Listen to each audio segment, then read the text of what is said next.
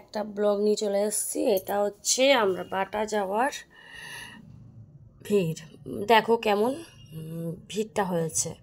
তো এটা হচ্ছে রাস্তা, মানে তার 10-15 মিনিট আগে থেকে এই ভিড়টা হয়েছে। তো দেখো তোমরা সবাই কতটা ভিড় রাস্তাটা হয়েছে। তো আমরা যাচ্ছি, বাইকে আছি।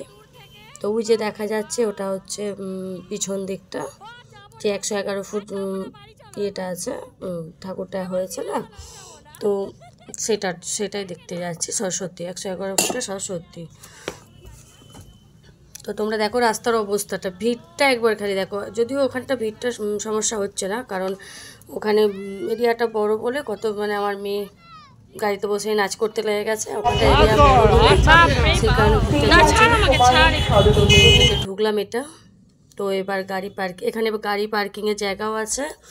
তোমরা মানে ওটা গেটে, মেন গেটে ঢোকার বাঁ দিকে লেফটে নিতে পারো, ওর দিকটা পার্কিং হয়। তো পার্কিংটা হচ্ছে। আর এই যে আমরা মোটামুটি ঢুকে পড়েছি ঠাকুর দেখতে। আমার দেখতে ওই ঠাকুরটা 111 ফুট ঠাকুর। যারা দেখতে চাও চলে আসো, সবাই দেখে যাও, মাকে দর্শন করে যাও। তো আমি তো কলকাতা থেকে, বেহালা থেকে দেখছি। তো এটা তোমরা যারা আসতে চাও, লোকেশান হচ্ছে 13তলা থেকে লেফট নিলে বাঁ দিকটা চলে গেলি ওটা তোমার ডাকঘর হয়ে ওই চলে যাবে ওই সোজা বাটানগর। তো ঠাকুরটা তো খুবই সুন্দর হয়েছে। তো মানে বুঝতেই পারছো তোমরা, এত ভিড় ভাড়টা দেখি বুঝতে পারছো যে কতটা সুন্দর একটা পরিবেশন করেছে। মানে এত সুন্দর ঠাকুরটা ওরা করেছে, সত্যি খুবই সুন্দর। তা ওখানে অনেক অনেক অনেক মজা হয়েছে। তো আমাদের মানে আমরা গিয়েছিলাম ফ্যামিলিরা। তো সত্যি খুব সুন্দর, দেখতেই পাচ্ছ তোমরা ঠাকুরটাকে। লাইটের কাজগুলো জাস্ট ওয়াও, খুব সুন্দর, মানে ঠাকুরটাকে আরও আকর্ষিত করে দিয়েছে। তো দেখো তোমরা হয়তো বুঝতে পারবে ভালো করে একটু দেখলে।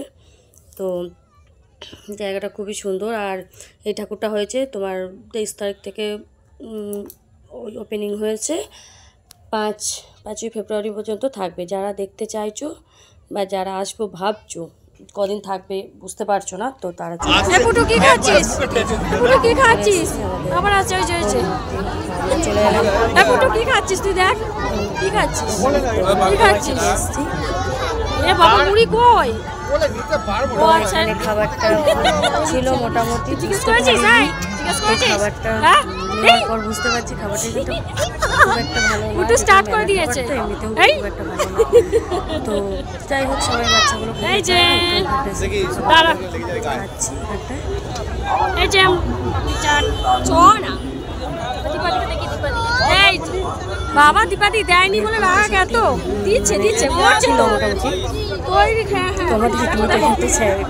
প্রবলেমও হয়ে গেছিলো। তো এরা মানে ভেলপুরিটা খুব মানে খায়নি ঠিকঠাক সেরকম, মানে তো সব অর্ধেক জিনিসই দেয়নি। তো এই জন্য যাই হোক মোটামুটি কাজ চালানোর মতো ছিল, খুব একটা ভালো ছিল না।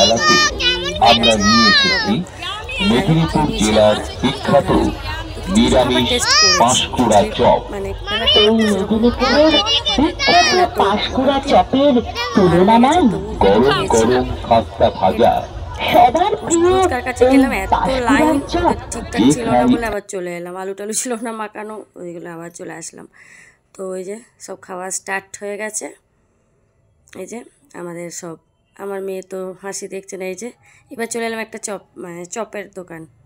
সেখানে নাকি চপটা খুব সুন্দর, নাকি খুব সুন্দর চপটা নাকি।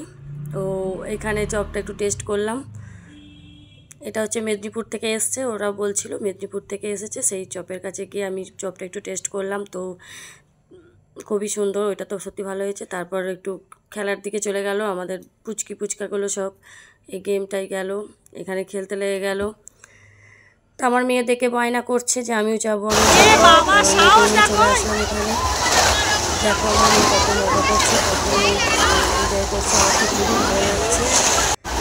ইচ্ছা ছিল এইগুলো একটু চলে আসলো। তারপর তো আমি, তোরা খেলতে থাক, আমি একটু দেখি। খুব সুন্দর হচ্ছে খেলাটাই, যে আমার মেয়ে কত সুন্দর মজা করছে দেখো, তোমরা একটু দেখে বলো। তো এখানটা অনেক কিছু সব কিছুরই ব্যবস্থা আছে, তো তোমরা সবাই আসলে তোমাদের